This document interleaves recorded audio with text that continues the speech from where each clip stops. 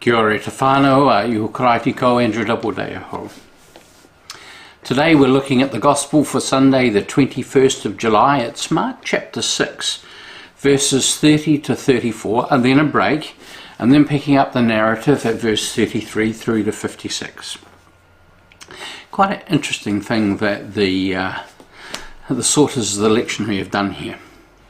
So we pick up the narrative first at Mark chapter 6, verse 30. The apostles gathered around Jesus. Now this is just after they've been on a mission trip, their first mission trip. And it follows in the Gospel from the account of the execution, basically, and the circumstances surrounding the execution of John the Baptist. But it's parenthetical.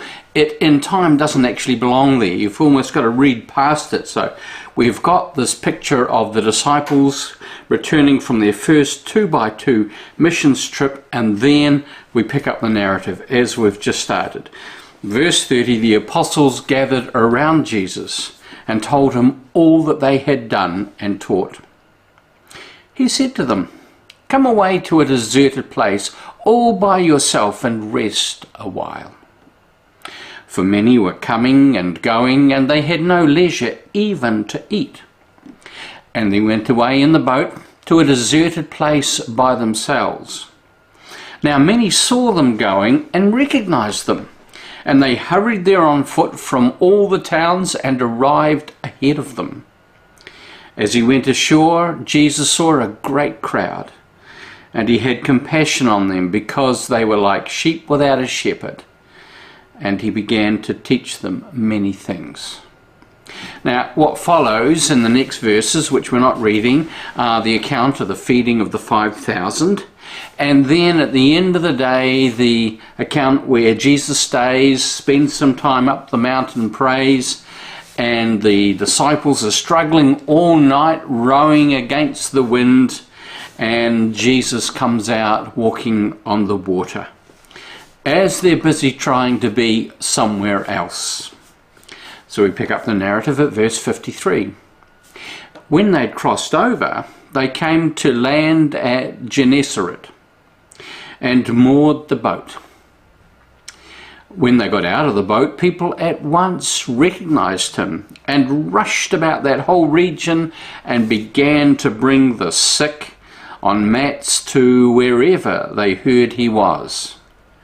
And wherever he went, into villages or cities or farms, they laid the sick in the marketplaces and begged him that they might touch even the fringe of his cloak. And all who touched it were healed. I've often been struck by the odd little journeys that Jesus and his disciples took by boat. I've had the impression that they probably could have covered the distance between the 2 points faster if they'd walked. They popped onto the boat, out onto the lake, then back a little further on. And it's always struck me as a peculiarity. Yet I was really helped personally by the way the lectionary positions these two similar things together with a gap in between. And it emphasizes, for me anyway, the sense, one of the things we can look at is the issue of Jesus' popularity. But I think there's something more that might be going on. Because what we see at the heart of both these little parts of the account is that Jesus and his disciples are looking for a place of sanctuary, a place to rest and refresh. Because Jesus is clearly now famous. He has lost any anonymity that he had, and people are always clamoring for his attention. And it seems that wherever Jesus went, people are anticipating his next move. They're running on ahead. They're waiting for him when he arrives. Post the feeding of the 5,000, the gap between the two passages we've read today, pick up Jesus during the fourth watch. So this is late at night. They've left the place where they've fed the 5,000, headed off into the lake, and it's at the fourth watch, and if we'd read it, we'd see that the disciples are busy rowing against the wind, and the fourth watch is between 3 a.m. and 6 a.m. It's not far away from daybreak. They've been rowing hard, and I imagine they're pretty tired. Yet here they are, they're out in the boat, and it's here that Jesus comes to them and meets them. And I'm wondering whether when he gets on the boat, having walked out to them, if he just suggests to them that they might let the boat bob about for a while, maybe just a few hours, while they get some much needed sleep before heading back in and towards Gennesaret. Because Gennesaret isn't far from where they'd been before. As I said, I've been struck by how often they seem to take fairly small journeys by sail, and they probably could have walked the distance more quickly. But perhaps arriving isn't the point. Perhaps Jesus wants them all to have some boat time. Nobody's bothering them out on the lake. They're just on their own. Just Jesus and his disciples. And even when they left the shore with a fleet of accompanying boats, as we find in Mark chapter 4, the bit of a storm comes up. And the storm seemed to take care of them. Now, I'm not suggesting that anybody drowned or died, I suspect, because we never hear of them again. I don't imagine they perished. I just imagine that they could see the storm coming and they just quietly withdrew again to the land, leaving Jesus and his disciples all alone. And maybe that's the point of that part of the story. For a little while, nobody's needs to meet but their own. Am I right about this? I don't know. It's pure speculation on my part. Though you'd want to do it, wouldn't you, if it was you? Wouldn't you? I kind of think I'd like that. That sounds like a good idea. Maybe the disciples' best time in these 3 years with Jesus was bobbing about on the lake. Just them and Jesus. No one queuing up for attention. No one beating at the door and the window shutters begging for help. Just them and Jesus getting the time that they need. Time for doing nothing in particular. For resting. For sleeping. Can you imagine them allowing the soothing lapping of the water against the sides of the boat to smooth out their frayed nerves and bodies? Time for sharing life, for talking, for asking questions.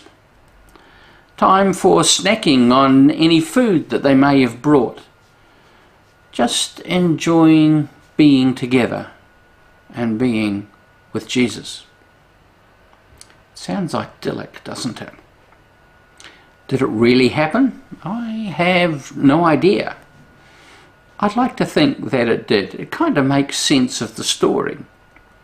I kind of imagine that Jesus was caring for his disciples, knowing that they would have lifetimes of ministry ahead of them, and wanting to make sure that they'd go the distance, establishing healthy patterns to prevent burnout, modelling good patterns of times of activity, and times for reflection and learning, times for rest and restoration. I remember reading some years ago a question that was asked of Billy Graham after he'd retired from his formal ministry.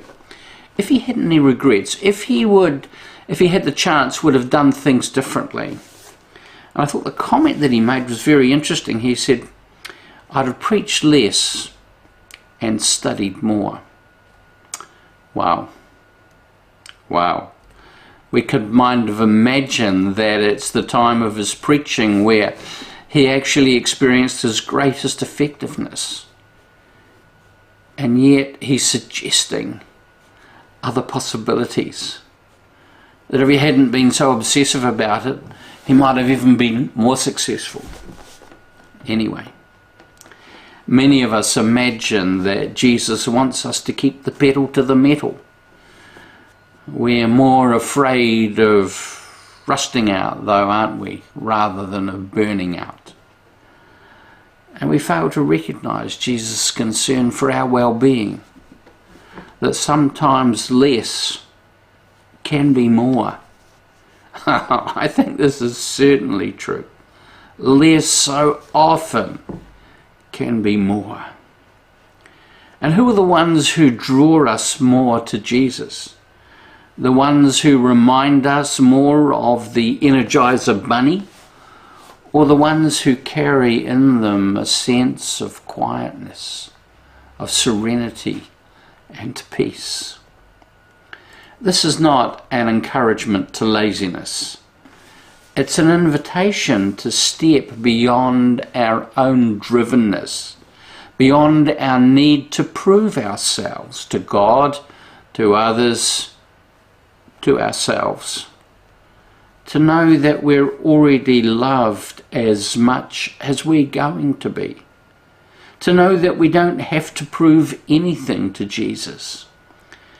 And to be able to untether our self-worth from our performance. And to rest under the loving gaze of Jesus, knowing that our confidence in his love is the most powerful magnet to him that we have in ourselves and have to offer to others. Amen. God bless you.